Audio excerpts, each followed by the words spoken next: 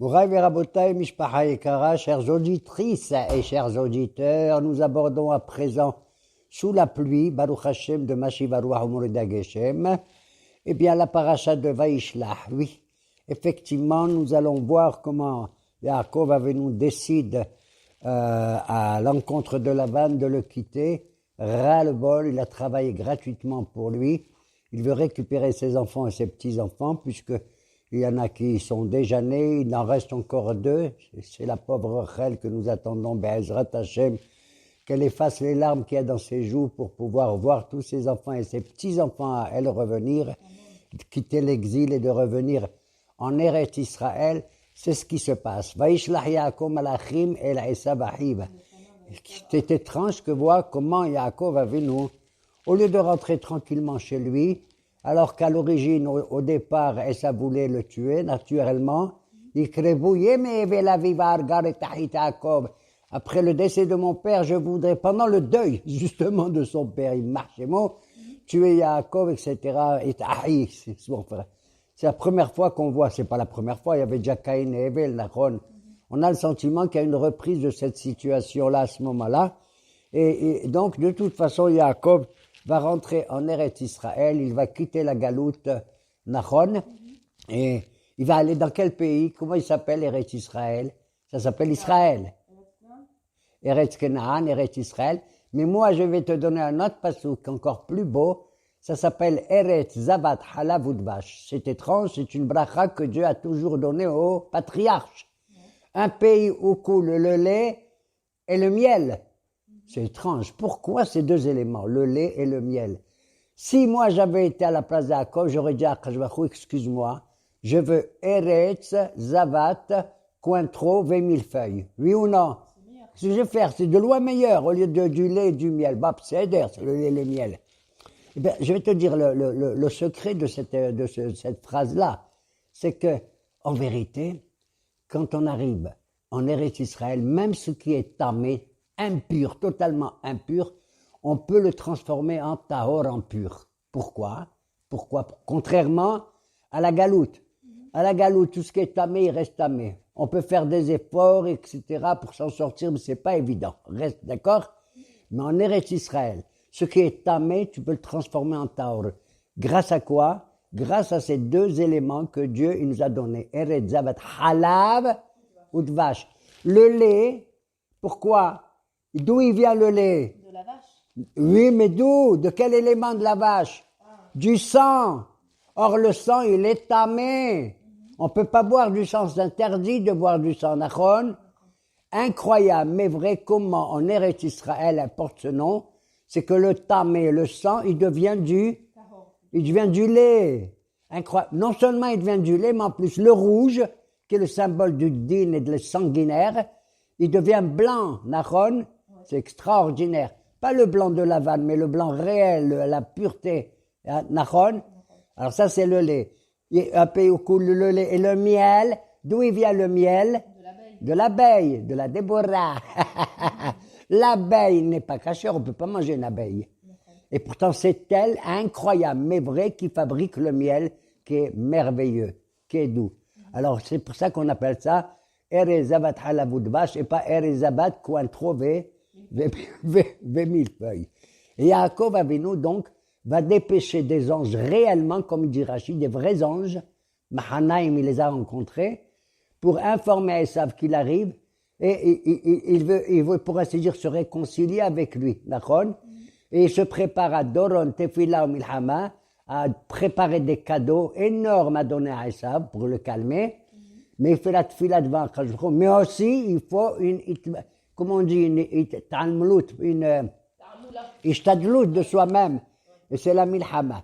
Donc, effectivement, il se prépare à ces trois mesures-là pour rencontrer éventuellement Esav.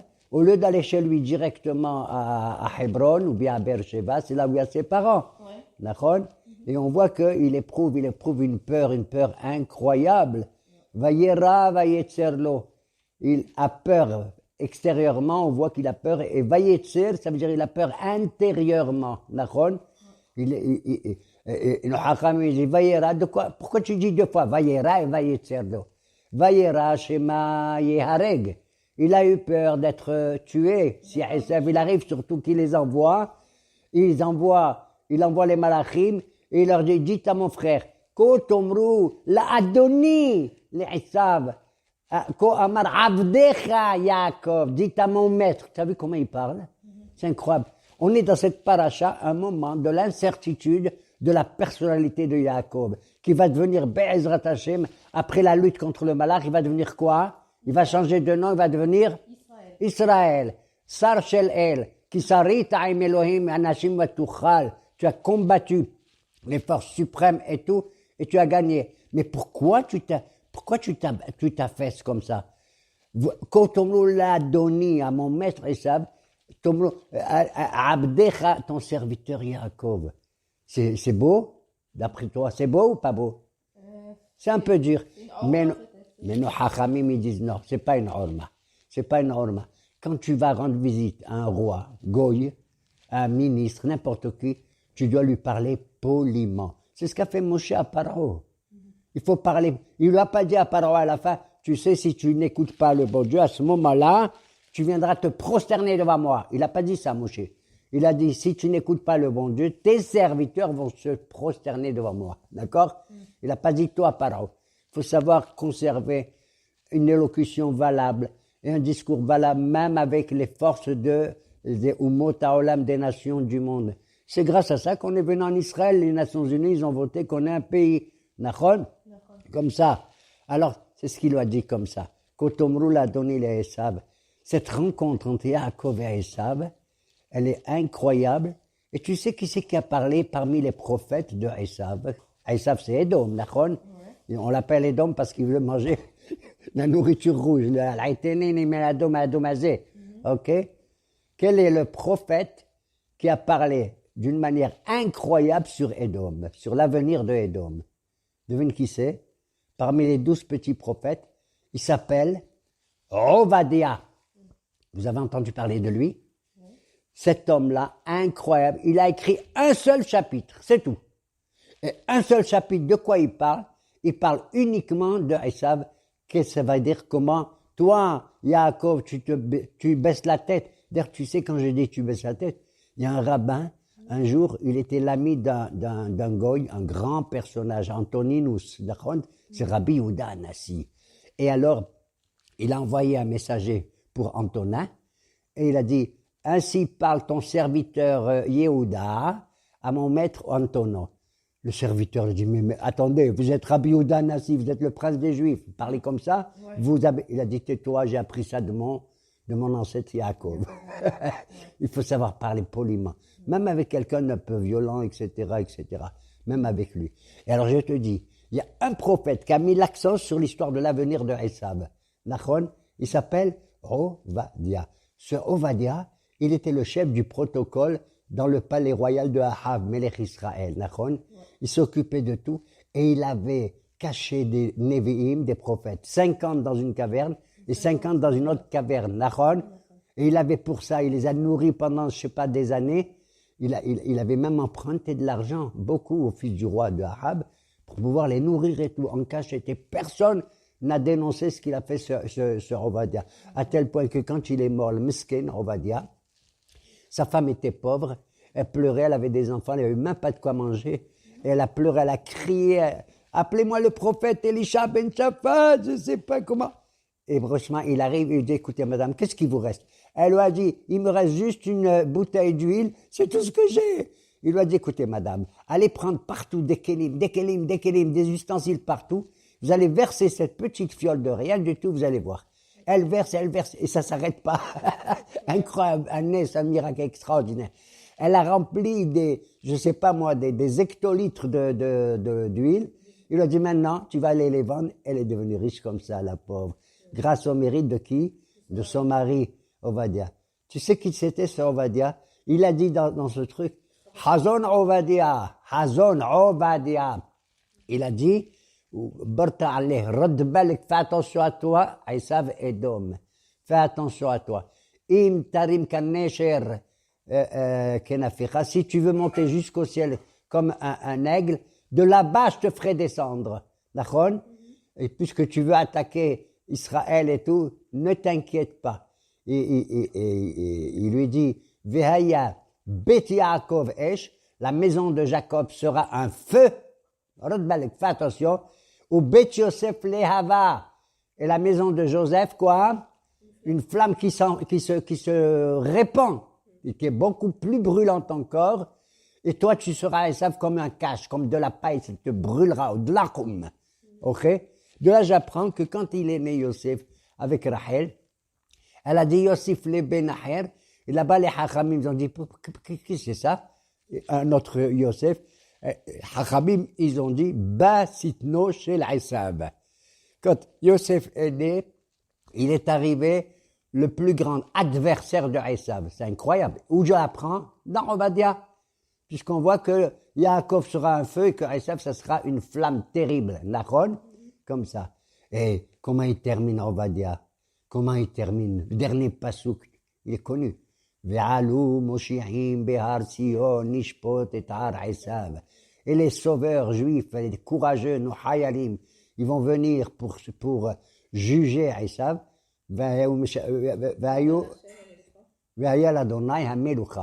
Et la royauté appartiendra désormais au bon Dieu.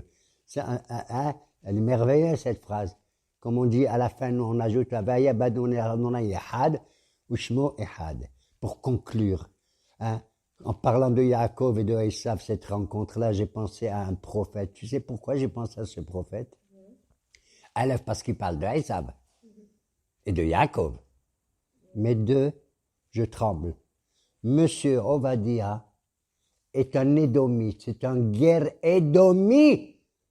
C'est un descendant de Esav. Regarde que même dans Esav, plus tard, il va y avoir des nitzot, des étincelles.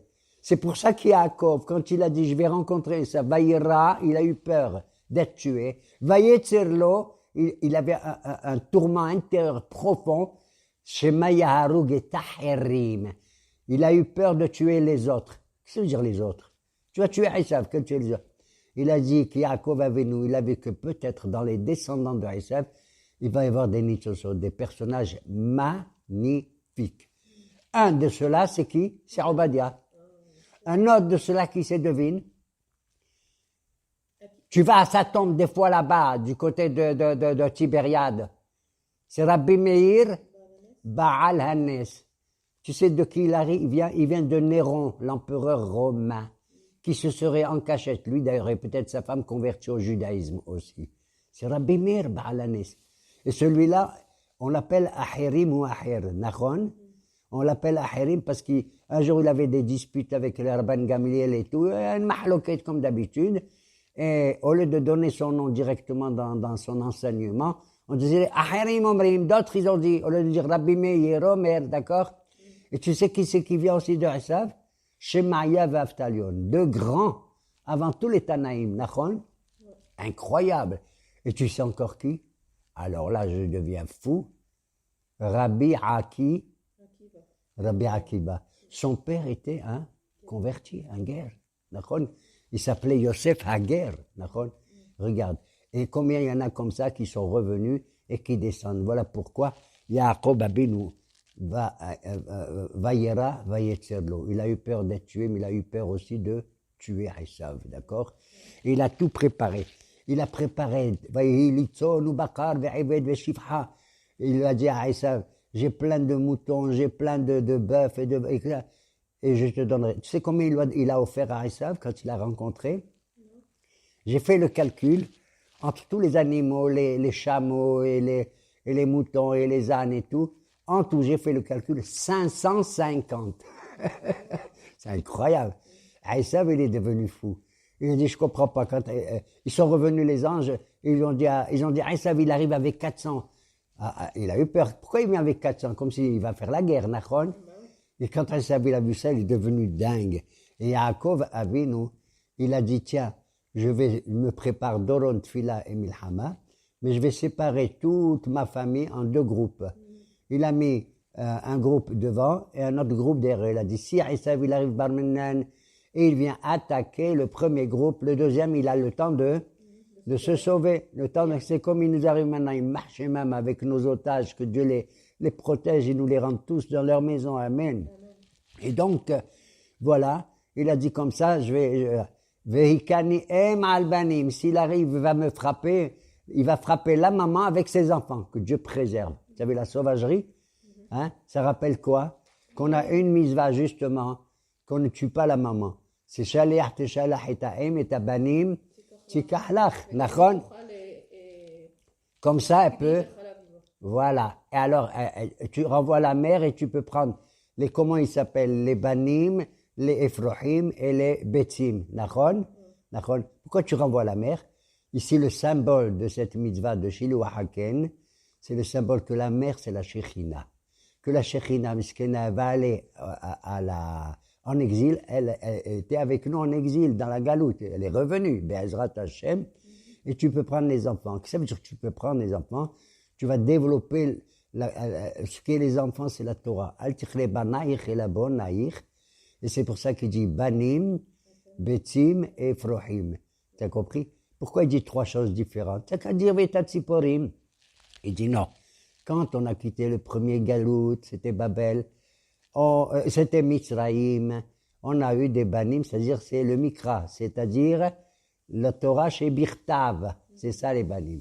Les Ephrohim, quand on a quitté Babel, on a fait la Mishnah et la Gemara, d'accord? C'est les Ephrohim, Torah chez Baalpé. Et quand on va quitter et quand on a quitté après, comment il s'appelle, un autre exil, Yavan et tout, alors à ce moment-là, on a fait le Torah chez Bassod, c'est-à-dire le Zohar Akadosh. Tu as vu? Ces trois choses représentent Banim, Ephrohim et Betzim. D'accord? Comme ça. Et alors Yaakov Abinu, il va quitter donc Laban, il traverse un fleuve, il rentre en Eretz Israël, comme j'ai dit, Halavut Vache. Et à ce moment-là, il traverse un fleuve, on nous dit, et il a traversé le fleuve qui s'appelle Yabok. Qu'est-ce que j'ai besoin de savoir qu'il a traversé tous ces détails, hein? Yabok. Pourquoi tu appelles ce fleuve Yabok, qui est la valeur numérique de Yud Bet Kouf, ça veut dire 112, d'accord? Je ne vais pas rentrer dans les détails, c'est 86 de Elohim plus 26 de Shem Havaya, ok? Bon, c'est-à-dire à la fois le Chesed et le Din, d'accord? Ils disent le Yabok, pourquoi? Parce que maintenant, il va réunir dans Eretz Israël les deux systèmes qui s'appellent la Beracha et la Kedusha. Yud Bet Kouf Yabok, c'est Yehud, Beracha, Kedusha. Il faut unifier la Beracha avec la Kedusha. Ça te rappelle pas une mitzvah qu'on a et qui s'appelle Shabbat? Vaï barech Elohim et Tom Shabbat. Vaï kadeshehu, vaï kadesh oto, nachon? La bracha, c'est de sentir le meilleur. La bracha, c'est de sentir le bonheur qu'il y a dans ce olam hazé. Et la Kedusha, c'est ce qu'on va ressentir surtout dans le olam haba. Mais là, je vais te dire, il faut les unifier. Moi, je suis dans ce monde, je cherche pas tout de suite le olam haba, je veux transformer ce monde en olam haba. J'attends pas de voyager, j'en sais rien, de faire des millions de kilomètres, tu comprends? C'est l'unification. Il faut pas rejeter le homer. Le homer, c'est la bracha. Et cette bracha, tu la transformes en kedusha. Voilà pourquoi, quand tu fais une bracha, comment tu dis? Tu veux boire de l'eau, tu veux manger un gâteau. Baruch d'abord. Ata Hashem Elokeinu melech haolam. Asher Kideshanu. Tu as vu? C'est-à-dire, à la fois, tu veux unifier la bracha dans ce monde-ci. Il est merveilleux. Ne dis pas, ah oui, je préfère le monde à venir. Alors tu n'as qu'à mourir, je suis pas barmenan. Tu comprends? Ne dis pas, je préfère le monde à venir. Tu es dans ce monde-ci, et ce monde-ci, il va venir un autre monde qui va venir vers toi. Comment on appelle le monde à venir en hébreu? C'est un monde qui va venir où? Vers toi. Tu as compris? Mais c'est toi qui dois faire la ishtadlout pour transformer le olam hazé grâce au homer, à la matière. Eh bien, tu trouves le bonheur. Mais c'est toi qui la complète. Le bon Dieu, il a créé ce monde, il a créé les graines de blé, il a créé les fruits, il a créé tout ça. Mais toi, c'est toi qui vas faire avec les graines de blé, de la farine et du couscous. Il a créé les raisins, mais c'est toi qui vas faire du vin et du jus de raisin, etc. Nachon, c'est ça qui se transformer le homer en kadosh. C'est que la kedusha se trouve dans le hol, se trouve dans le homer. Tu veux que je te donne une image plus belle pour comprendre tout ça? Quel est le personnage qui représente la Kedusha par excellence et qu'on attend. On a la Emouna, on attend la Emouna. Il y a fait Méod, c'est le Mashiach. Le Melech HaMashiach. Dis-moi, le Melech HaMashiach, qui est la personnalité la plus spirituelle, quand il va venir, sur quoi il va venir pour venir? Sur un âne. Ah, comment tu appelles ça? Homer. Hamor, il a fait. Il va venir le Mashiach sans Hamor. Dis-moi, il peut pas prendre un avion, un taxi? Mercedes. Voilà. Et un Hamor tout blanc, d'accord? Hamor, l'image est belle. C'est-à-dire que de nos jours, il va pas venir sur un âne. C'est pas au sens propre. Ça veut dire que c'est l'homme qui va mettre la spiritualité sur la matérialité. C'est ça ce qu'il va faire. Et c'est ça que représente que Yaakov Avinu, il va devenir Israël. C'est extraordinaire. J'aime Yaakov, tu sais pourquoi? Il y en a qui adorent Israël. Et moi aussi, bien sûr. Moi aussi, parce que tu sais que Israël en français, c'est I-S-R-A-E-L. On vit dans le bonheur même si on est entouré de tous nos ennemis. Qui c'est tous nos ennemis? C'est le nom d'Israël. C'est quoi? I, c'est qui? L'Iran, l'Irak. S, c'est qui? Syrie. R, c'est qui? Royaume de Jordanie. R. E, c'est qui? Égypte. L, c'est qui? Liban, Libanon. Et ça donne Israël. Tu as vu qu'on est entouré par... On va prendre à chacun de ces pays-là leur initiale pour faire le pays de Israël. D'accord? Pour faire le pays d'Israël. Et c'est ainsi que ce personnage qui est incertain, Yaakov, il est là. Et à chaque fois, on l'attaque. Il a eu des problèmes avec Laban. Il a eu des problèmes après, plus tard, dans cette même paracha. Avec la pauvre Dina, elle a souffert ce qu'elle a souffert. Avec Shrem Ben Hamor aussi. Et que Shimon et Lévi, ils ont fait ce qu'ils ont fait. Après, Yaakov, il a eu peur. Après, il s'est sauvé. Après, etc., etc. Eh bien, à ce moment-là, il fait le combat le plus grand qui va faire de lui Israël. Que nous espérons devenir le pays le plus fort aussi. Pas sur le plan matériel seulement, et fort guerrier. Fort dans la lumière de Or la Goïm Nachon, qu'on soit la lumière des nations. C'est ça que ça veut dire fort. Puisqu'un prophète, il est à la fois Gibor, Ashir et Hacham. Il faut qu'il ait ces qualités, véritablement. Et à ce moment-là, pour montrer qu'on a gagné la totalité, il arrive quelqu'un, on ne sait pas qui c'est un ange. Vayaber Ish Aimo. Un homme, le mot Ish, là, ça veut dire un ange.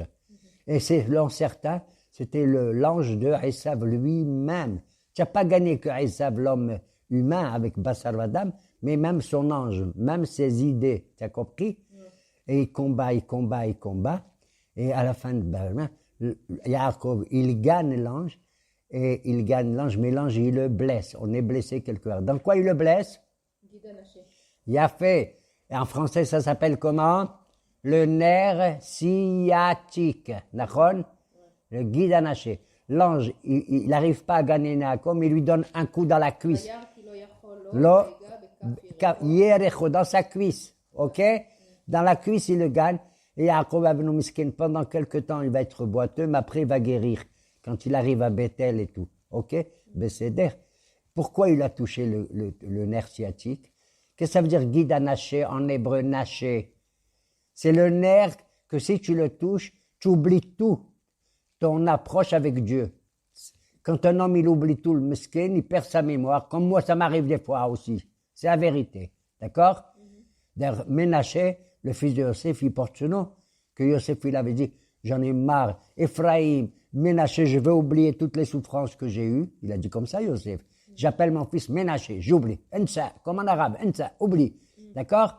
Et après, il appelait Ephraim. Ah, maintenant le bon Dieu m'a donné la parnassa. Il m'a donné le bonheur. Voilà pourquoi il appelait le deuxième fils Ephraim. Et alors, le Marchémo, le Sar Esav, il a voulu nous. Il a dit, j'arrive pas à vous gagner, mais je vais te faire oublier que tu es juif. Tu as compris? Al-Nashi, Yensa, il oublie. Hein? Il a touché le Yerech. Pourquoi il a touché le Yerech? Comment tu écris le mot Yerech, la cuisse? Yudresh Chaf. D'accord? Pourquoi? Pourquoi tu l'appelles Yudresh Chaf? D'ailleurs, quand Abraham, il envoie Eliezer pour se marier, pour chercher une femme, il lui a dit, jure, jure sous ma cuisse, n'est-ce pas? Parce qu'il avait la Brit Mila et tout. Le Yarir, qu'est-ce qu'il a voulu l'ange faire oublier à chacun de nous? Il a voulu nous faire oublier qu'on est sur ce monde pour faire connaître le bon Dieu à tout le monde. Yud, Resh, Chaf. On a dit Yud, c'est Yam. À quoi ressemble la spiritualité Yam? Le Techelet comme est dans les Tzitzit Nachon, c'est Yam, le bleu de la mer. Resh, c'est Rakia, le ciel bleu. Et Chaf, c'est Kissé à Kavod. Yafé. Vous savez comment, lentement, lentement, on va monter dans le Soulam, dans l'échelle des valeurs, pour arriver jusqu'à cet endroit-là, véritablement, de telle sorte que après, bien entendu, Yaakov va devenir ce personnage important. Moi, j'adore Yaakov, aussi Israël. Mais on ne peut pas devenir Israël si on n'est pas Yaakov. Et quand j'arrive au Yud Resh Chaf, qui c'est à Kavod, les anges qui étaient dans l'échelle, ils sont montés, qu'est-ce qu'ils ont vu? Ils sont devenus fous, dingues. Ils ont vu en bas, en train de dormir, un monsieur, ils ont regardé son visage qui était illuminé. Ils montent là-haut, au Kissé à Kavod, quelle image ils voient? Ils voient la tmouna de Yaakov Avinu. Une des chaises, pas des chaises, une des pieds de la chaise du Kissé à Kavod, d'accord? Ils ont vu Abraham, Yitzhak et maintenant Yaakov, que nos Hachamim ils appellent Behir Sheva Abot. Le meilleur, pourquoi?